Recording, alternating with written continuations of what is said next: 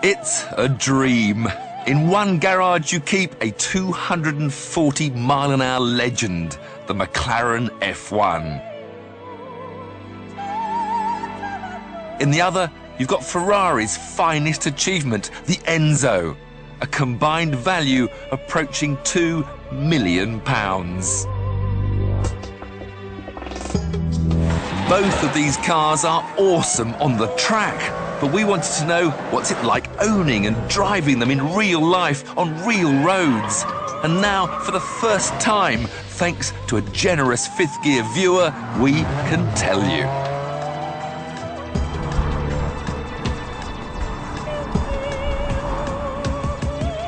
Chris Palmer is a self-made man who sees these delicious supercars as investments as much as toys. Probably, for me, they're as good as it gets. The McLaren is probably a bigger adrenaline pump. The Enzo, if anything, is a little bit easier to drive. Insurance, running costs? I don't back horses, so it's a vice that can be cheaper than gambling. With the cars back to back, we'll be able to tell you which gives the biggest thrill, which is the most expensive to run, and which drives the best. Come on, this is our Enzo for a day. There's nothing like this in supercar world. This is the supercar that looks more like a spaceship than any other. It's just stunning. And the closer you get, the more... I don't know, the more you want to open the door.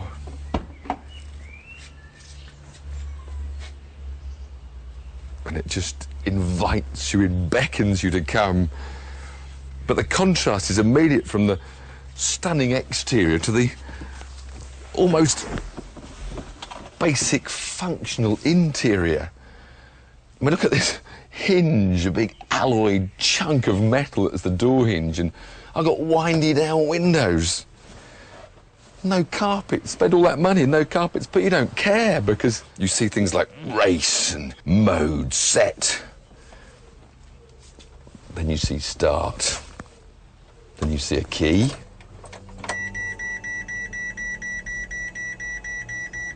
Lots of noises. Flip the pedals for N. Perhaps press the start button.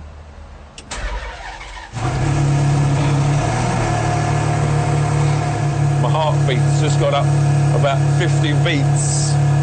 And that is coming through the seat into my back and into my spine, tingling up into my brain. And I haven't even touched the throttle pedal yet.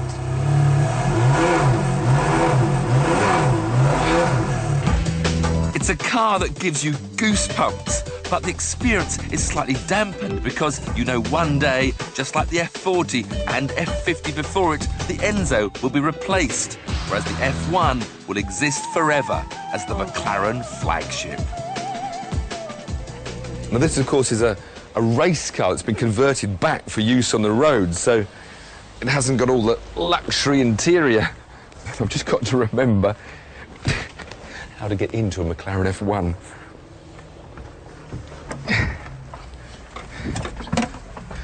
But once inside that brilliant driving position that Gordon Murray created, no beautiful dials in front of me, a race-spec dashboard, and this whole bank of carbon fibre surrounded switches. Time for some noise. Well, music to me. Full race-spec master switch. Ignition. Fuel pumps on.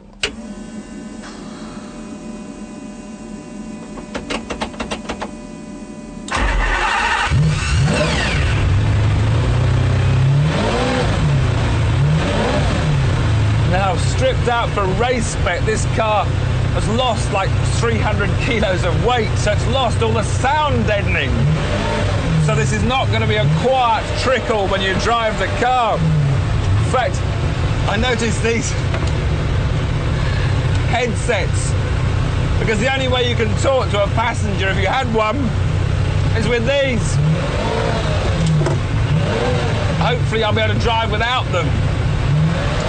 Because to listen to that V12 in the back is very special. Ferrari recommend the Enzo is serviced every 3,000 miles or 6 months, with the bill coming to between £2,000 and £3,000. A new set of tyres is about £1,000. A 6,000-mile service on a McLaren can cost, and are you sitting down, £30,000. Everything about an F1 is telephone numbers. Even a small tin of touch-up paint costs 75 quid. Then we come to the petrol station. A day with these two resulted in my record ever fill-up.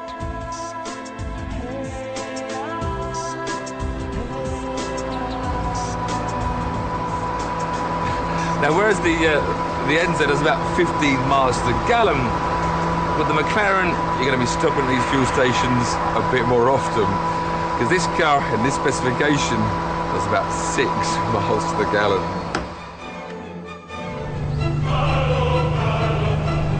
How long is that nose and how near is that concrete?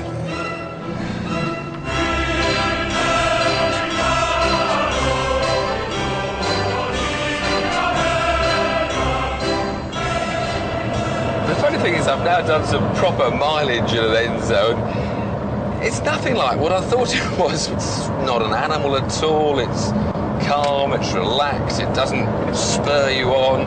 It's a very pleasant cruiser. And I think the reason why you feel so relaxed is the fact that you know there's so much extra performance available. You're never going to get anywhere near its limits on the public roads if you don't bother to try. But I guess there's one button I've got to try, and that's the race button. Just to see how different it feels, because it does sharpen up the engine and the suspension. So we'll just have it in the rev band, 3, then just press it and...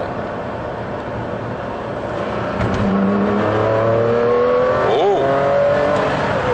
The steering is now, yeah, sharpened a tad. The gear change should be a bit quicker. Suddenly I feel a bit egged on. It's amazing what a difference one button can make.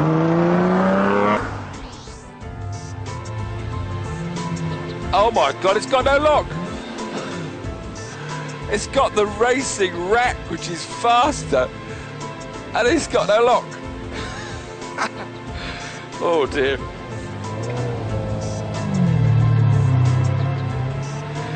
I thought I'd drive this without this headset on, but it is so noisy, especially with the gearbox. In fact, if I didn't have this on, you wouldn't hear me speak.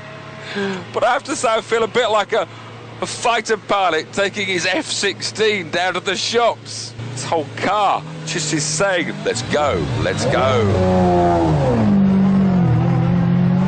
White circle with black diagonal lines across it, which means we can now go 3, 2... I've got a huge widescreen television in front of me on a PlayStation game. Whoa! Oh, it's going to get me into trouble. This car is going to get me into trouble. I think these headsets on, it makes me feel more like I'm in a racing car. I've got my crash helmet on, I'm in racing mode. I probably need to take them off in order to calm myself down, to listen to all the... to listen to all the noises of the car.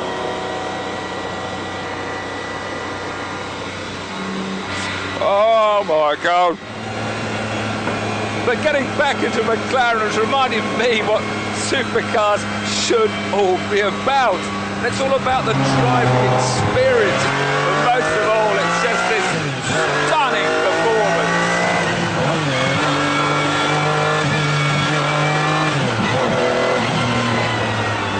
Because I'm sitting in the most exciting, I say this is the most exciting road car ever built. You're still the baby.